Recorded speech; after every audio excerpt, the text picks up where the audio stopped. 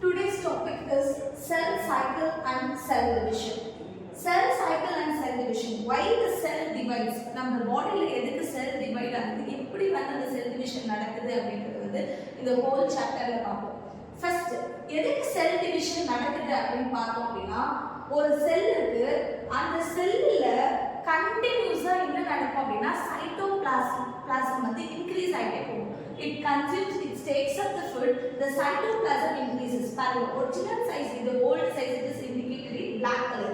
And the old size cell and the cytoplasm content increase ஆக size வந்து பெருசாயிடுச்சு. The blue color full வந்து cytoplasm increase ஆன space. இப்போ இந்த செல்லுக்கான கமாண்ட் யார் கொடுப்பாங்க அப்படின்னா நியூக்ளியஸ். எப்பவுமே செல் கமாண்ட் யார் பாஸ் பண்ணுவாங்க அப்படின்னா நியூக்ளியஸ் தான் கொடுக்கும். இந்த நியூக்ளியஸ் ஓல்டு செல்லோட சைஸ்க்கு கேட்ட மாதிரி தான் கமெண்ட் கொடுக்க முடியுது. எப்போ வந்து அந்த செல் சைஸ் பெருசாச்சோ அதுக்கு மேலே அதெல்லாம் கண்ட்ரோல் பண்ண முடியல. அதனால என்ன ஆயிடும் அப்படின்னா, இப்போ கமெண்ட் லாஸ் ஆயிடுச்சுன்றதால அது வந்து ரெண்டா டிவைட் பண்ணி ரெண்டு சைட்டோபிளாசமையும் வந்து கமெண்ட் எடுத்துக்கிற மாதிரி அது மாற்றிடும். எப்படி அப்படின்னு பார்த்தீங்கன்னா, ஃபர்ஸ்ட் செல் டிவிஷன் எப்போ நடக்கும், எப்போ இனிஷியேட் ஆகும் அப்படின்னா, எப்போ வந்து சைட்டோபிளாசம் ரேஷியோ இன்க்ரீஸ் ஆகுதோ அப்பதான் வந்து நமக்கு செல் டிவிஷன் நடக்கும். இங்க இருக்கு பாருங்க.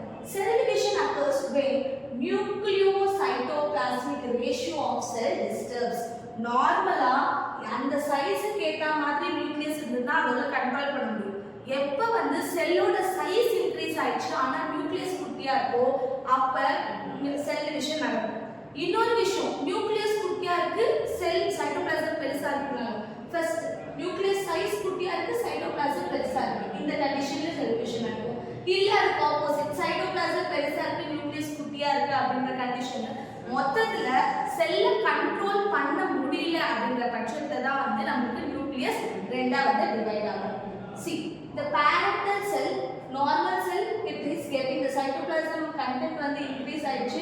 இதுக்கு மேல இந்த நியூக்ளியஸால இந்த பிக்கர் சைஸ்க்கான செல்ல கமெண்ட் கொடுக்க முடியல. அதனால என்ன பண்ணிடும் அப்படின்னா, the nucleus undergoes first எப்பவுமே அதனால தான் நியூக்ளியஸ் என்ன டிவைட் ஆகும். அந்த ப்ராசஸ் என்ன சொல்லுவோம் அப்படின்னா கேரியோகைனசிஸ் சொல்லுவோம். நியூக்ளியஸ் டிவைட் ஆனதுக்கு அப்புறம் தான் யார் டிவைட் ஆவாங்கன்னா சைட்டோபிளாசமிக் ரேஷியோ டிவைட் ஆகும். Now the new daughter cells are formed. Next, okay, in the நம்ம செல் டிவிஷன்ல வந்து ரெண்டு டைப்ஸ் ஆஃப் செல் டிவிஷன் பார்ப்போம். ஒன்னு மைட்டோசிஸ், இன்னொன்னு மியோசிஸ். மைட்டோசிஸ் பத்தி ஃபர்ஸ்ட் இன்ட்ரோடக்ஷன் பார்க்கலாம். மைட்டோசிஸ் வந்து என்ன நடக்கும் அப்படின்னா, ஃபர்ஸ்ட் எல்லா லிவிங் ஆர்கானிசமே நம்ம எல்லாமே வந்து ஒரு சிங்கிள் செல் ஜைகோட்ல இருந்து தான் ஸ்டார்ட் ஆகும்.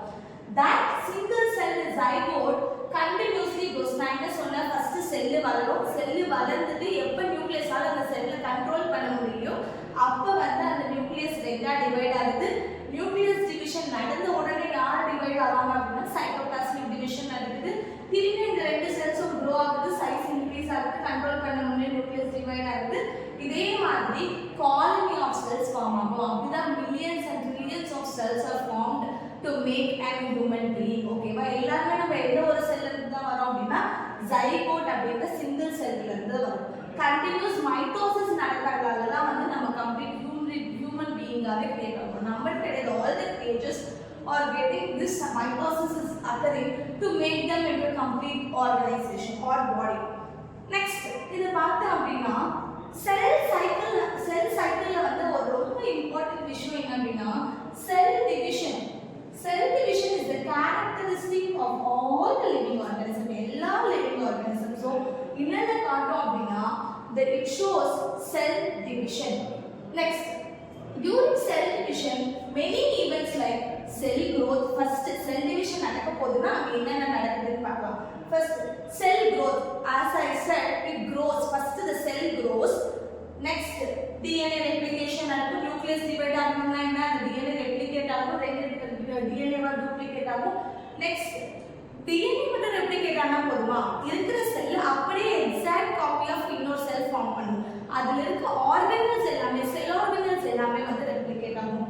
Then next, distribution of the cellular content into two daughter cells. எல்லாமே ரெண்டு DNA ஃபார்ம் ஆயிடுச்சு, ரெண்டு organelles, two types of cell organelles form ஆயிடுச்சு.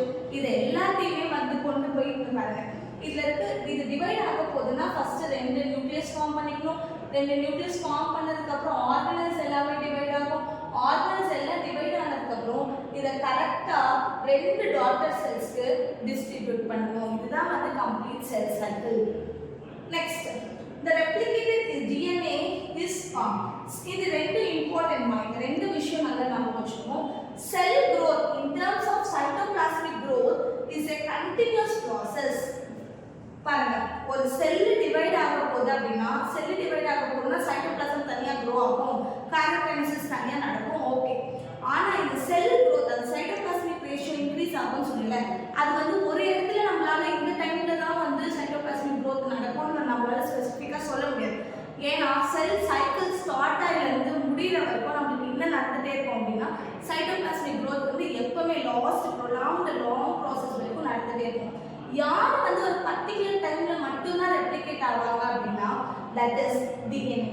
இந்த டிஎன்ஏ டூப்ளிகேஷன் மட்டும் ஒரே ஒரு specific space of the cell சைக்கிள்ல மட்டும் தான் நடக்கும். அதை என்ன சொல்லுவோம் அப்படின்னா S phase or synthesis phase சொல்லுவோம். ஓகே, செல் growth செல் growthனா நம்ம என்ன சொல்றோம், செல் வந்து பெருசாகுது. அப்ப என்ன பெருசாகுது, உள்ள இருக்க கண்டென்ட்ஸ், உள்ள இருக்க வால்யூம், அந்த சைட்டோபிளாஸ்மிக் வால்யூம் தான் வந்து என்லார்ஜ் ஆயிட்டே வருது. அந்த process it is a continuous process. யார் மட்டும் ஸ்பெசிபிக் டைம்ல ரெப்ளிகேட் ஆவா அப்படின்னு கேட்டிங்கன்னா that is nucleus. எப்ப அது டிவைட் ஆகும் nucleus அப்படின்னு கேட்டிங்கன்னா S phase or synthesis phaseல மட்டும் தான் இது டூப்ளிகேட் ஆகும். Next, the replicated DNA is then distributed equally among the daughter cells. இந்த replicated DNA ரெண்டு daughter cells க்கு கொடுத்துருவாங்க. All the events are under genetic control. எல்லாமே ஒரு செல் சைக்கிள் ஸ்டார்ட், ஒரு செல் டிவைட் ஆகுது, ரெண்டு செல்லா டாட்டர் செல்ஸா ஃபார்ம் ஆகும். இப்போ அதுல இருக்க மாதிரி எக்ஸாக்ட் கண்டென்ட்ஸ் வந்து இதுல ஃபார்ம் ஆகும். ஒரு சின்ன டிஎன்ஏ ரெப்ளிகேஷன்ல நமக்கு ப்ராப்ளம் வந்துட்டா கூட we get genetic disorders. ஓகேவா, மியூட்டேஷன்ஸ் நடக்கலாம். மியூட்டேஷன் நடந்துச்சுன்னா complete the process gets disturbed. அதை செக் பண்ணிட்டே இருக்கிறது, அந்த ஜெனடிக் கண்ட்ரோலை எடுக்கிறது பண்றது யாரு அப்படின்னு கேட்டீங்கன்னா this two proteins. Genetic control is done by two different molecules, namely cyclin proteins, CDKs. CDKs is known as cyclin dependent kinase. Important, இந்த ரெண்டு விஷயத்தை நல்லா நாம வச்சுக்கணும்.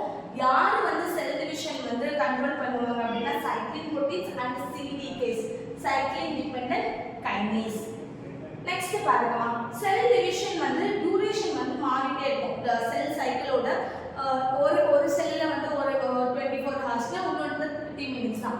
அந்த மாதிரி டைமிங் வந்து வேரி ஆகிட்டே இருக்கும். என்னென்னு பார்க்கலாம்.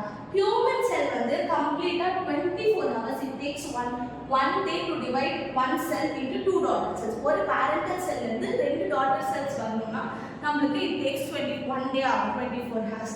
அதே வந்து ஒரு ஈஸ்ட் செல் டிவைட் ஆகணும்னா it takes 90 minutes, that is 1.5 hour.